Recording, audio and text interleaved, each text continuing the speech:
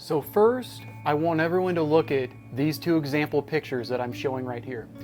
This would be an idea of what microdosing, or even using the Bernese method for things such as heroin, fentanyl, methadone, strong full agonist opioids, which we'll discuss in a second, is how you can transition to something like Suboxone and Subutex and get off at the same time those harder drugs in general. If you look, there's essentially, it's stair stepping. So typically set on these examples 7 to 8 days, but it can be done over even 20 or so days to even a month, to where even in that second example you're seeing where there's heroin with it, how somebody would use Suboxone or Subutex, buprenorphine, which we'll talk about the differences in a second, while still using that strong street drug such as heroin in this example, and be tapering off of that every day while upping the dose of the buprenorphine. So let's jump right on into the video in regards to microdosing and the Bernese method. So first and foremost, so what is the Bernese method? In essence, it's microdosing buprenorphine, which is Suboxone or Subutex, depending on the situation, which there are some situations where physicians might have you use Suboxone instead of Subutex due to having the naloxone in it. But it's where you're microdosing it, increasing that dose, while a lot of times decreasing whatever the harsh street drug is, or even things such as methadone and whatnot, while avoiding precipitated withdrawals. So first, Bernese method, an intro. So it's microdosing buprenorphine, which is either Subutex right here, or it can be Suboxone. So real quick, Subutex, let's just go like this first. That's only buprenorphine in it, the active ingredient, which is a partial agonist. And then there's Suboxone, which is buprenorphine and naloxone. And a lot of times at first, why people are hesitant to use Suboxone, it's because they're afraid of going into something called precipitated withdrawals due to that naloxone being in it, which if somebody's overdosing, what that does is that reverses the effects of essentially the opiate or opioid, which can cause just straight up withdrawals in general. Now, once again, Suboxone is a partial opioid agonist compared to a full opioid agonist, which would be things such as methadone, codeine, morphine, street fentanyl, and applies a lot of times to people who are injecting drugs, and fentanyl patches that are greater than like 100 mcgs or more, which is a pretty high dose. Now, real quick, once again, the reason being, so Suboxone or Subutex, they both have, once again, buprenorphine in it. The difference is Suboxone has buprenorphine and naloxone. Subutex just has the buprenorphine.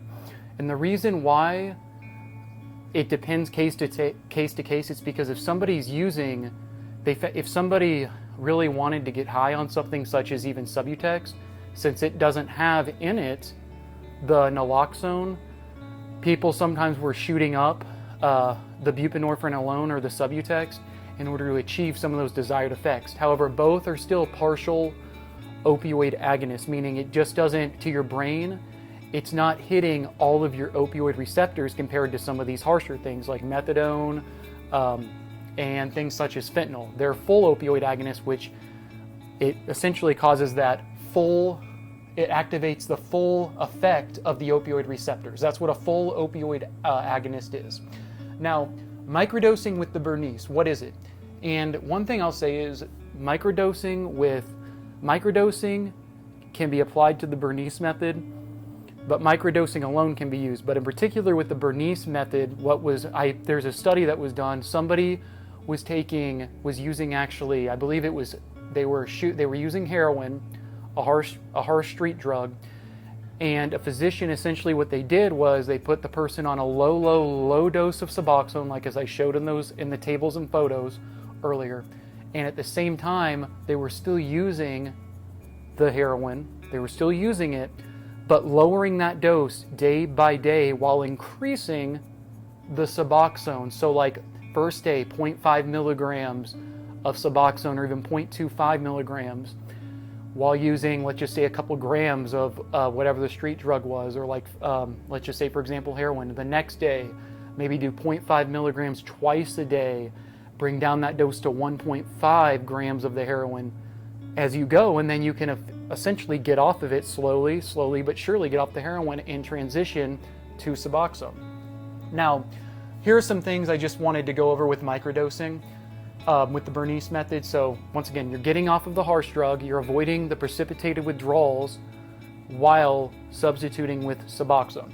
First, so a lot of times it's with microdosing, small repetitive doses of Suboxone or Subutex with use of what users, with the use of what the user was consuming as stated. So let's say they have a history of fentanyl use, it's a full opioid agonist, they'd be allowed to still use the fentanyl while using the Suboxone, but dropping the fentanyl every day and using very small doses of the Suboxone while decreasing day by day the fentanyl, decreasing it, and eventually getting off of the fentanyl and then getting up to even, like, let's just say 8 milligrams of Suboxone once or twice a day, stair-stepping up while avoiding that precipitated withdrawal. The second thing with microdosing, due to the long receptor binding time, Suboxone will accumulate the receptor sites. That's why it can't be done all at once, because it's a partial opioid agonist. So you have to build up your dose in order to achieve and essentially invade those receptor sites, because once again, it's not as strong as using something such as a full opioid agonist, such as fentanyl, heroin, and things such as even methadone. So it takes time to build it up in your system. And remember, at the same time, while avoiding the precipitated withdrawals, which anyone who's ever been through that, you know what I'm talking about, where let's say, because traditionally what they'll do is, like in a psych hospital, let's say you've been using fentanyl. And this isn't FDA approved, the Bernese method, but it has been shown to be effective. Is they would want you to be off of fentanyl. Let's say you're using it, you would have to have a full 24 to 48 hours without using fentanyl, start the withdrawal of it, and then they would give you Suboxone. So with the Bernese, they would still be using, or let's say you went in using methadone, a full opioid agonist, they would cut you off from that till you start the withdrawal and then put you on the Suboxone. But on this, you would still use, let's just say, methadone or even things such as fentanyl, and use with it in conjunction a very, very, very small dose of Suboxone while stair-stepping your way up and dropping that harsh full opioid agonist. And I know I keep repeating myself with it, but it's very important you understand this. Now, number 3, over time, full opioid agonist will be replaced. Over time, it will be replaced by the Suboxone or Subutex for good, and that's the whole goal. That's why sometimes it can take a while for this to happen, but it's a slow process. But sometimes it's for people who are scared of going through in general, just starting the withdrawal, because psychologically and physically can be hard. This method, that's why it's been shown to work. And for people who use a lot of polysubstances as well, in general, it's been shown to be a little bit more effective, because a lot of times they don't want to go through that withdrawal. And number 4, with microdosing, can take weeks. With the Bernese and stuff, the goal is to do it typically within 2 weeks, but can take weeks to months to taper the full opioid, such as methadone, fentanyl, heroin, and convert it to the buprenorphine, which will either be Suboxone or Subutex. And once again, you might be asking, well, wait, what's the difference between Suboxone and Subutex? Remember, this is key. Depending on, this is why you need to be honest with your healthcare provider, depending on what you're using. So let's say, for example, let's say you're shooting up heroin, right?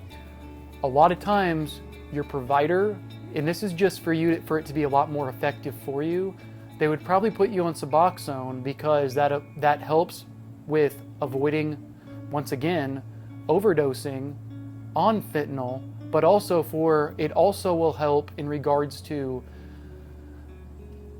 compared to the Subutex. The Subutex is just buprenorphine. You have a higher chance of success, because unfortunately a lot of times if it's just Subutex alone, if you do shoot the Subutex, if you shoot the Subutex, you can avoid completely the naloxone effect, which would completely reverse the intended effect, which will throw you into full-blown withdrawal. So that's the big difference is Suboxone has buprenorphine and naloxone. Subutex just has buprenorphine alone. It can be done with either, but with the Bernese method, typically Suboxone is what has been used, so you'd have the naloxone with it. And in the example too with the person, they eventually got off the Suboxone alone and just were using the naloxone long term. Now, other tips with the Bernese method. These are just some things I think would be effective, and from just talking to people who've used in general and working in the psych setting, these are things I think everyone should know. So, first and foremost, with other tips with the Bernese, you must microdose to avoid the precipitated withdrawal.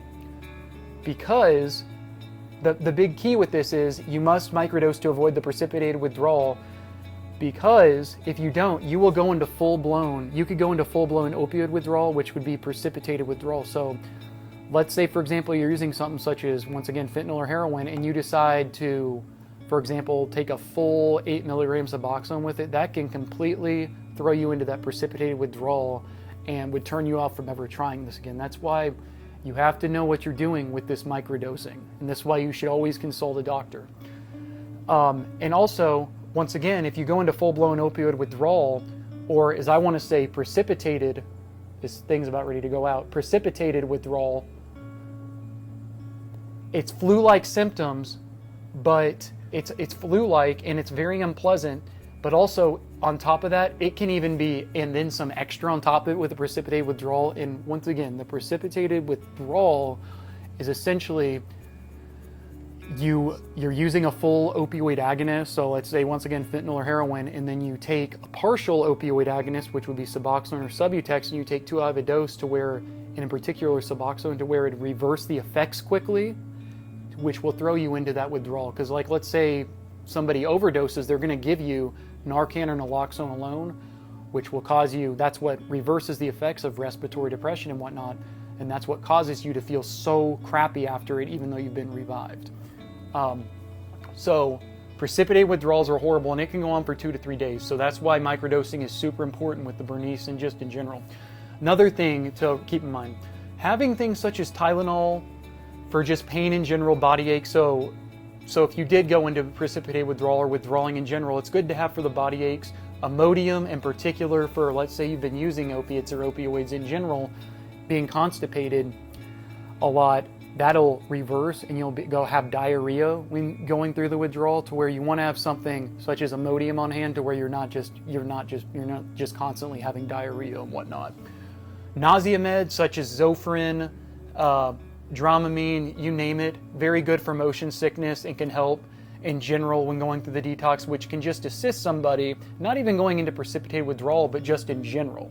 It can help when transitioning, because just because you're microdosing and if you're using this method, or you're microdosing Suboxone or Subutex while getting off of something harder, or even just microdosing in general on it, it's always good to have things such as this on hand, because you won't escape the withdrawal completely. I want to be really clear on that.